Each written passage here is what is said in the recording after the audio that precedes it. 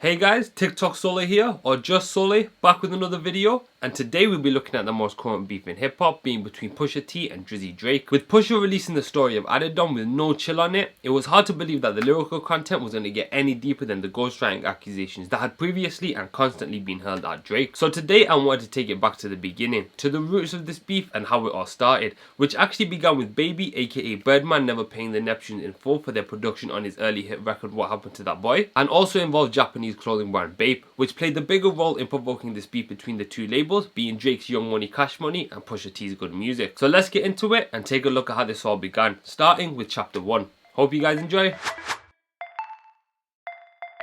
Kicking it off, let's start at the beginning, when everything was all good between the two labels. In 2002, Cash Money CEO Bape, aka Birdman, released his notable track What Happened to That Boy, which featured the Clipse, a group made up of two brothers being Pusha T and Malice. The video also featured Lil Wayne in it, a member of Birdman's label, and I'd also like to note that the Neptunes, another group made up of Pharrell and Hugo, produced this track, and apparently they didn't get paid in full, which people suggest established the hostility. In that same year, Clipse dropped their iconic track Grinding, which later got remixed by hip-hop veterans Nori, Bape and Lil Wayne, and the Neptunes also produced this track, showing the close relationship between these two groups and why Pharrell and Chad not getting paid could have also made Pusha and Malice feel some type of way. Pusha, Malice, Pharrell and Chad also grew up together in Virginia. Fast forward 9 months, Grinding is blowing up, which gets the attention of hip hop fans all over the world, including founder and designer of clothing brand A Bathing Ape, Nigo. And Nigo decided to send Clipse boxes of Bape gear, as he really liked the group and dope boy music they produced, and managed to link with them through his connection to Jacob the Jeweler and Pharrell. Now we come to 2003 and the beginning of Clipse's affiliation with Bape, as they went on to wear the brand throughout the next few years, and as their buzz grew, so did Bape's, and anyone in hip hop who decided to rock Bape after the 03 year knew it was because of Clipse's influence and association with the brand, who were by now heating up the streets with both their music and their style. It's also worth noting that in this era, rappers weren't importing foreign brands into their style. It was strictly jerseys, Rockaware, Fat Farm and other hip hop associated brands that rappers decided to opt for instead, because that was the style of this era. By 2005, Clipse had run into label troubles, which caused them to be in and out of the rap game whilst unwillingly having to delay their second album. And even though this was happening, Clipse had already left their mark on hip hop fashion and injected Bape into the game for other rappers to be influenced by, which I'm sure they didn't mind too much as they understood the influence that came with it. And to show you their influence, Young Jeezy name dropped the brand in his 2005 song Bottom of the Map, and even other rappers began to start wearing it, such as Lil Wayne.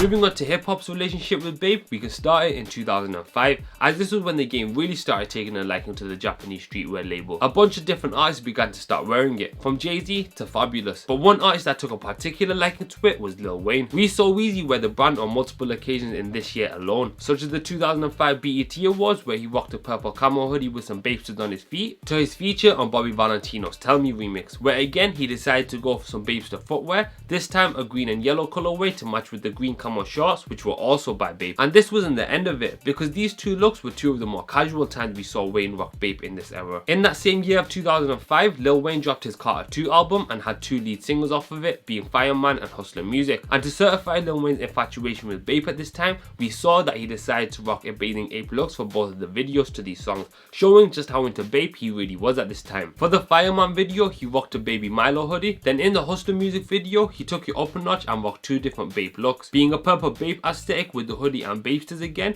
and then also a red camo look with the same hoodie but in a red colorway, and also matched it with a downfield jacket. Now, because of Wayne's stardom at this point, his influence was being passed down onto the rest of the hip hop world, including the fans, with many people crediting Weezy to putting them onto Bape. And by 2006, Wayne wasn't slowing down, as he had the opportunity to cover the front of Vibe magazine for the April 2006 issue, and again naturally chose to rock, you guessed it, Bape. This Vibe magazine cover also became iconic for Wayne, and it's hard to leave out the clothes when mentioning it, as he chose to mix the pink camo hoodie with the cotton candy shorts, and then even the cotton candy Bape logo belt, making this another iconic Weezy Bape look. Another side note for chapter 2 is that Wayne also started to make mention of cocaine in his raps, not too heavily but enough for people to notice and to make a connection to Clipse's signature coke raps that they have by now been credited with as their niche genre.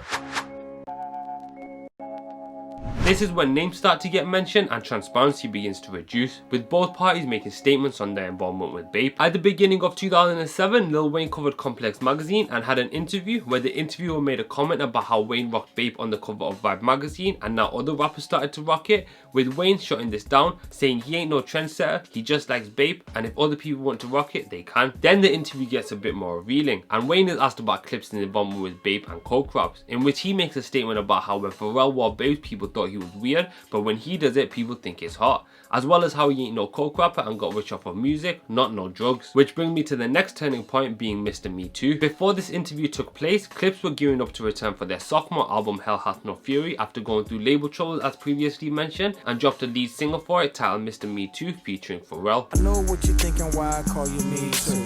Cause everything I say I got, you say Me Too. I say I got a Benz and you say Me Too. It's not hard to figure out the song's theme, being swagger jackers who copy their style and flow, and Pharrell even makes a direct reference to rappers running off with their Bape swag. Cause it's haters, I'm doing deals like the majors. Ice cream sneakers, I signed my first skater. You could pay 3 and buy yourself some Bapesters. I would like to mention though that according to Malice, this song was never about Wayne. It's just the way that fans of the music perceived it, so began to push this idea of it being a send for Wayne. But I can tell you unequivocally, Mr. Me Too was not about Lil Wayne. At least to my knowledge, you know what I'm saying?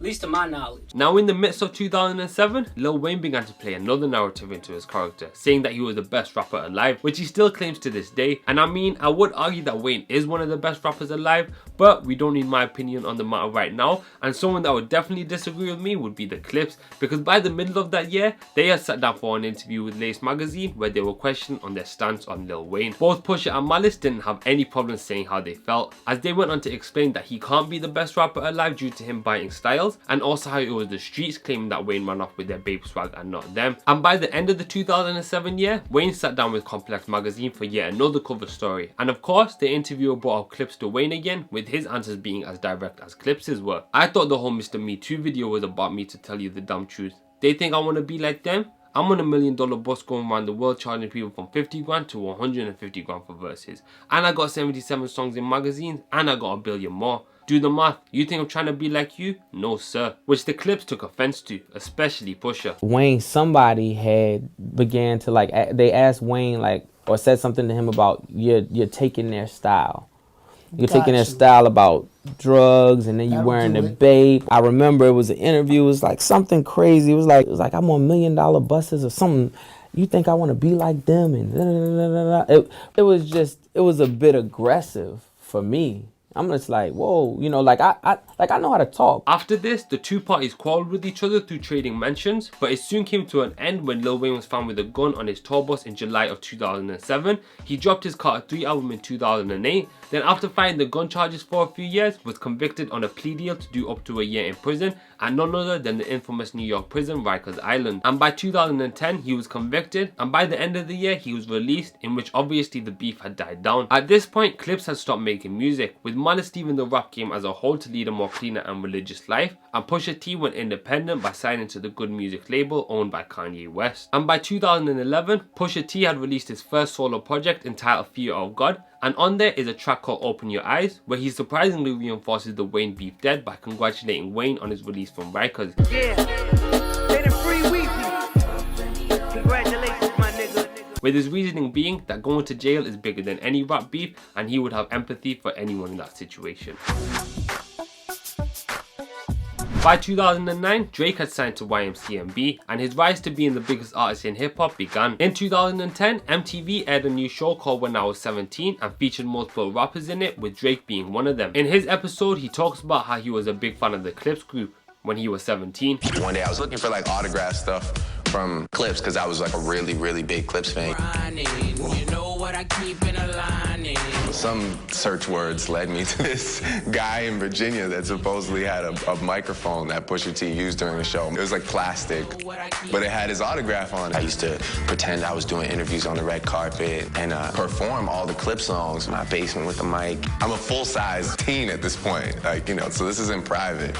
And then I performed with it so much that I rubbed the autograph off. I don't even know if he really signed it, but that was my big thing, man. And by 2011, Drake Drake was gearing up to release his sophomore album Take Care and dropped loose records on the OVO blog such as Trust Issues, Marvin's Room and the noteworthy Dream Money Come By. And I feel like lately it went from top 5 to remaining 5. My favorite rappers either lost it or they ain't alive.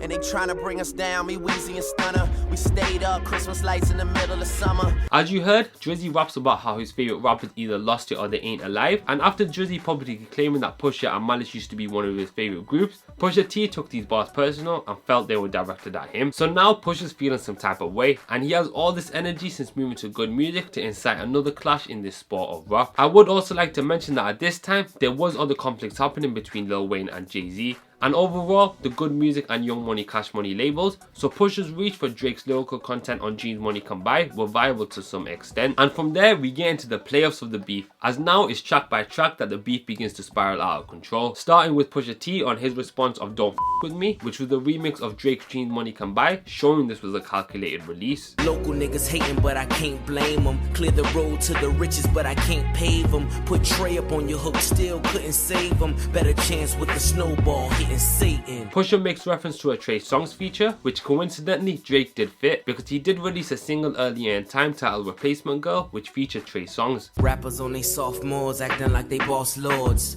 Fame such a funny thing for sure. He followed it up with a sophomore album mention, which people took as Drake's Take Care, which he was gearing up to release as previously mentioned, and it was his sophomore. After this, Pusha still hadn't felt like he vented enough and followed it up with the notorious Exodus 23-1 track, where he went on to say, Contract all fucked up. I guess that means you all fucked up. You signed to one nigga that signed to another nigga that signed to 3 niggas. Now that's bad luck. Alluding to YMCMB's subsidiary that the whole label would have clearly took offense to. This diss is also one that has since gone down in hip hop history, as it's also recognized as one of Pusha's hardest bars towards the YMCMB label. So Lil Wayne decided to reply on his track Ghoulish. Fuck Pusha T and anybody that love him. His head up his ass, I'ma have to headbutt him. Got him, Lil Tunky shit, weak stomach. Now this didn't get the attention of Exodus, but names started to be thrown around, and Lil Wayne even tweeted the lyrics to this song, which actually got a better response than the song itself. By now, Drizzy was readying up his third album Nothing Was The Same in 2013, and made mention of his loyalty to his boss Lil Wayne, as well as took some ambiguous shots on the intro track Tuscan Leather. I'm just as famous as my mentor, but that's still the boss, don't get sent for. Get hype on tracks and jump in front of a bullet you wasn't meant for. These bars could be interpreted to be an Exodus 23-1 response, because Pusha did come for the whole label, so it seemed like an appropriate reply. Now we get into the modern era of this beef, which begins in 2015 when Meek Mill exposed Drake for using a ghostwriter, aka Quentin Miller, on his mixtape from the previous year. If you're reading this, it's too late. With these kind of allegations being thrown at Drake, the whole game wasn't gonna just let it pass by, especially because at this point Drizzy had the streets on fire. So hip hop ambassadors didn't take it lightly and began to hold these allegations against Drizzy to discredit his ability as well as the empire he worked so hard to build. So in comes Pusha with his next shot. After deciding to stay low during the Meek Mill feud, he dropped the track HGTV in 2016. It's too far gone when the realest ain't real. I walk amongst the clouds so your ceilings ain't real. These niggas call it duty cause they killings ain't real. With a questionable pin so the feeling ain't real. Now these bars were heavy on Drizzy because they were delivered at a time when the allegations were still hot, and having another person attempted to discredit you as Pusha did in his response, Drake wasn't gonna just stay silent and followed up with his response, 2 birds 1 stone. But really it's you with all the drug dealer stories that's gotta stop though. You made a couple chops and now you think you Chapo. If you ask me though, you ain't lying in the trunk with kilos. You bagging weed, watching Pacino with all your niggas like this what we need to be on, but you never went live. You middleman in this shit, boy, you was never them guys. Now this response was as clear as could be, making reference to Pusha's drug dealing past whilst questioning the authenticity of it, much like Pusha did Drake. But Pusha didn't take these bars to heart because he claims that his moving weight is concrete fact, so it can't even be questioned because it's something that happened, like it's factual information. But of course, Pusha loves this sport of rap, so he was happy to keep the conflict going, which continued 2 years after the release of 2 birds 1 stone, when Pusha decided to be patient in his response and bring back up the Quentin Miller ghostwriting allegations on his 2018 release Daytona on the track Infrared. The bigger question is how the Russians did it. It was written like Nas, but it came from Quentin at the mercy of a game. Now by by 2018, the allegations against Drizzy had blown over, so this was something to be seen as unnecessary. And this started everything back up, because the album itself was hot, so the bars were also getting attention. But Drizzy didn't give Pusha fans any time to digest the bars, as he returned with his response less than 24 hours after the Daytona release on his track Dopey Freestyle, which was a strong response to Pusha's one line on Infrared.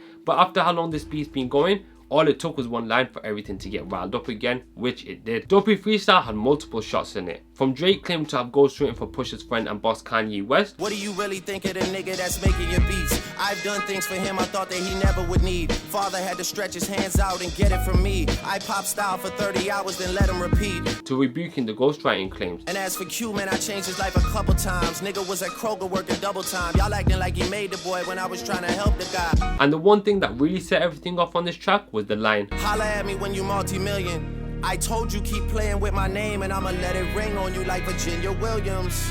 This bar from Dopey Freestyle takes mention of Pusha T's fiancée, Virginia Williams, which Pusha didn't like at all, finding it to be weird and irrelevant to rap and the conflict. It was sport to me. It was sport to me. Until? Or until the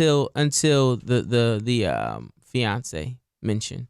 It was sport to me. And now it's just like, all right, you know what? You know, it just rubs me wrong. And nothing ever rubbed me wrong ever before. So of course this set him off, and after a few days of silence when everybody thought Drake had taken this round, Pusha returned with his reply, The Story of Adidon, a diss record in reply to Dopey Freestyle, bringing all the smoke to Drake and actually asking for all of it back in return. How dare you put yay in my verses? I'm selfish, I want all of the curses. The Story of Adidon took all kinds of shots at Drizzy, from claiming that he has a secret son, which was the theme of the song, to his parents' marriage failure. He even went at Drizzy's right hand producer No 40 Shabib, who was diagnosed with MS in 2005. OVO 40 hunched over like he 80. Tick, tick, tick. How much time he got, that man is sick, sick, sick. This reply was strong, especially once you listen to it a few times, the bars become unsparing. And I think this has definitely been one of the hardest disses to come at Drake probably ever. And from there, we get into the real time with this beef, which I'm sure you've been keeping up with and don't need me to explain it, which brings me to the end of this video. I can't say I wish this beef never happened, because I think it makes the entertainment more entertaining. But being a fan of both Pusha and Drake, you don't want either of them to go outside. So I try not to get too attached to it and let the issue stay between them. Because if you were to ask me, I love Drizzy as a rapper. I think what he brings to the game is unmatched, and we need someone of his caliber to hold that top spot. And I know he can write, even though he has had help in the past. And with Pusha, what he does in his niche is dope, literally too. And after listening to rap so much, you need a hint of coke rap in there to give it a nice change. Even the aggressive approach he brings is dope, much like Trouble or Meek Mill, so the game needs rappers like these, which is why, like I said, I'm just going to stay out of it and keep my position of solely being a fan of the music. Thanks for watching, hope you guys enjoyed and got a good insight into this beef. And go take a listen back to all the disses, especially the most recent ones, as now that there's more context, it'll make the bars more revealing. I'll leave a link to all the tracks mentioned down in the description. If you did enjoy, don't forget to hit that like button, it always helps and is much appreciated. I'll also leave some social handles in the description if you want to follow me. But that's all from me today, thanks for watching and I'll catch you in the next one.